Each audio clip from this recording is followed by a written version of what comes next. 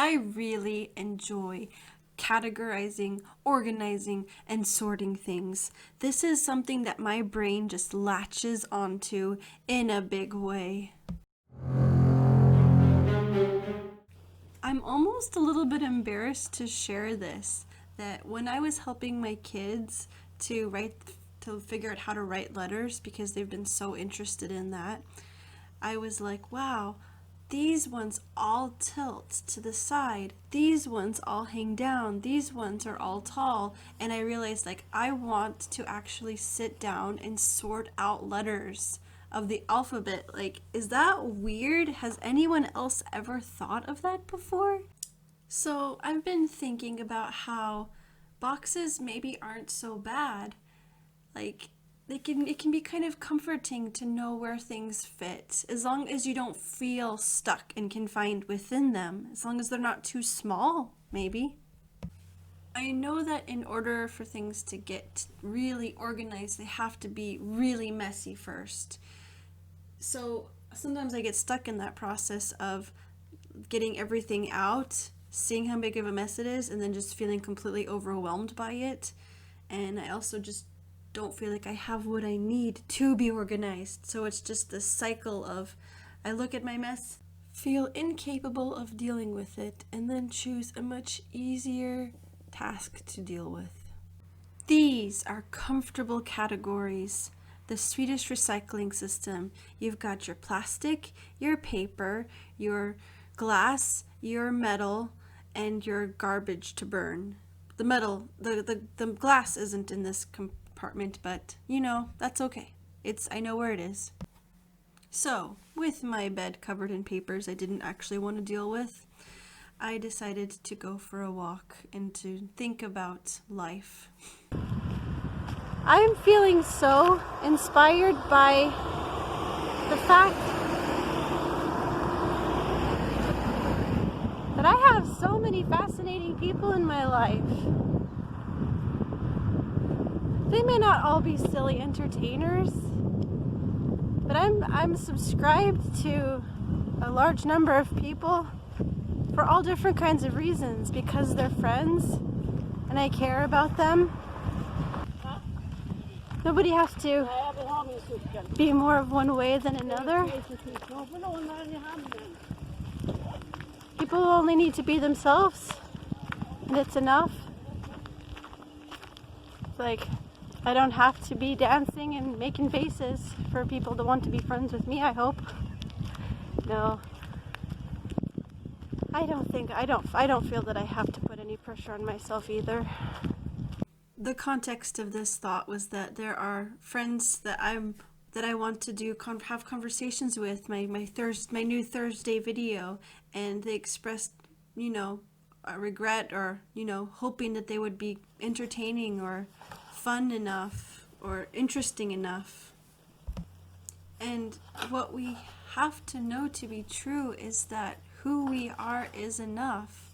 And I wonder how many people have put themselves or put their channels into boxes and feel that they can't get out of them, and they can't make what they want to make because the people subscribed, they feel like they will let them down, or they will be disappointed, or they will unsub or whatever. Like, who wants to be stuck being or making something that's not them? I wonder how often we place others and how often we place ourselves into boxes that are just too constricting. I think it's really interesting how one of my friends sent me some footage. I won't say which one, but it's an upcoming collab. Well, is it a collab if it's only being uploaded to one person's channel? I guess if it's two people working together, it's still a collab. It doesn't matter how many channels it goes on.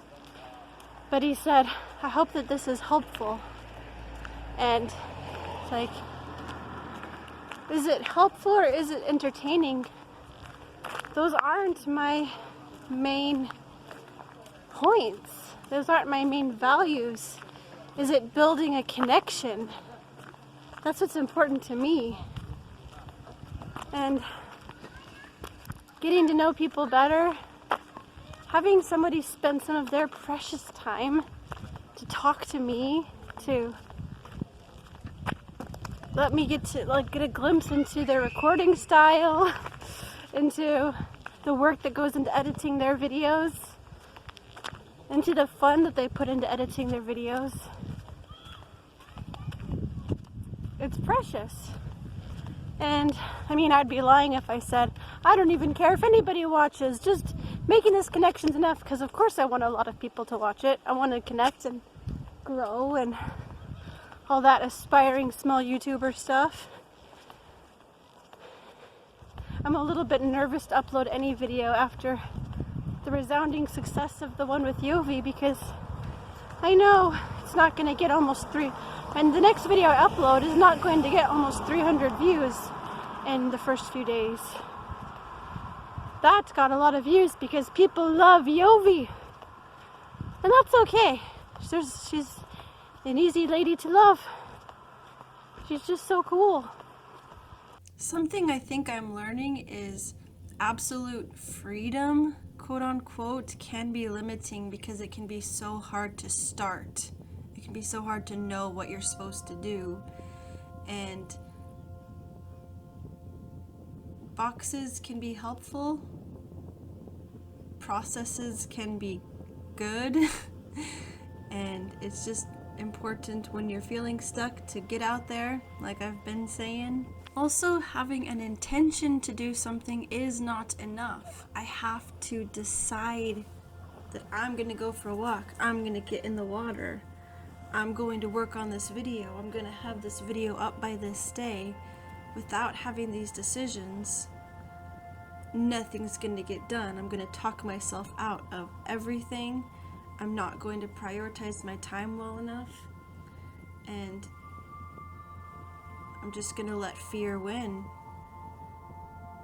And then I swam and floated on my back and bobbed along the water and felt incredibly poetic, thinking about how unreal the ocean feels, that it's just so big and you can be such a blip within it.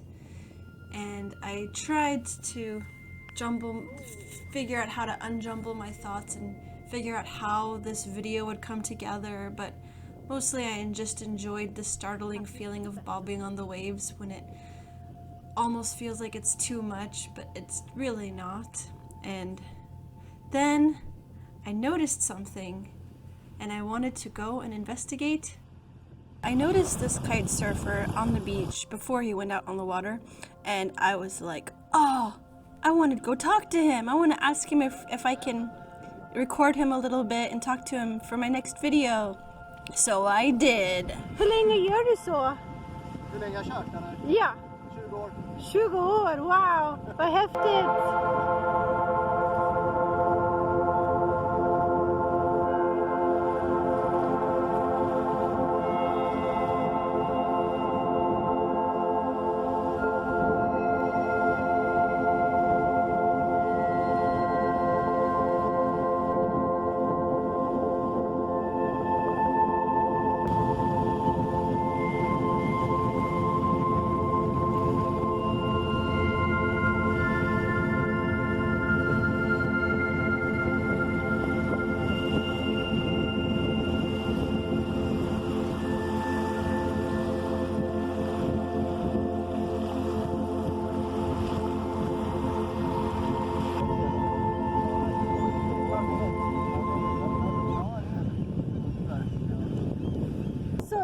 Så den går upp och ner i vattnet? Ja, den ligger och flyger ovan. Alltså jag flyger ovanför och den ligger under vattenytan.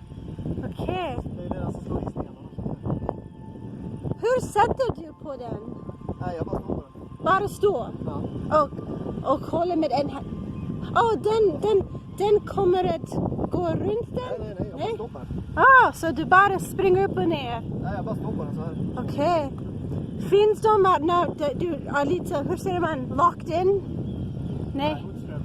Foot strap. One foot strap, but that's only for starting. Okay. But that's for beginners. No, it's just when you start from the water. Oh. You don't use it anymore. Okay. You just use it to pull the board in the right direction if it's gusty. So here I could not just take it away, but I guess over a ride, it's the wind is shifting in direction. It's very nice to be able to pull the board with you before you start. Okay. So that's why. Is it a pretty dangerous hobby? I wouldn't say so. No? You only die once. It's pretty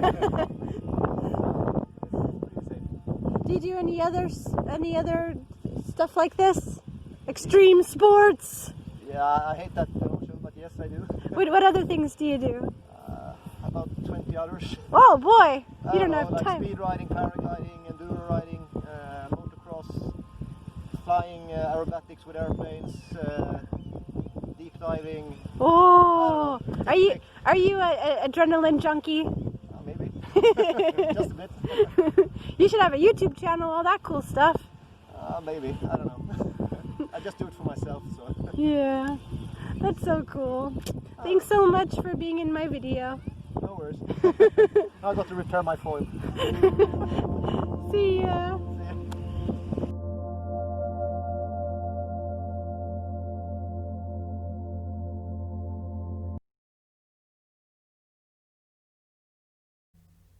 This is my editing tiara, and if you're new here, what I do at the end of my videos is I give hugs, thanking you for spending this time with me, and then I do this really weird thing where my nose is just sucked up into the camera as I say, nostrils of death.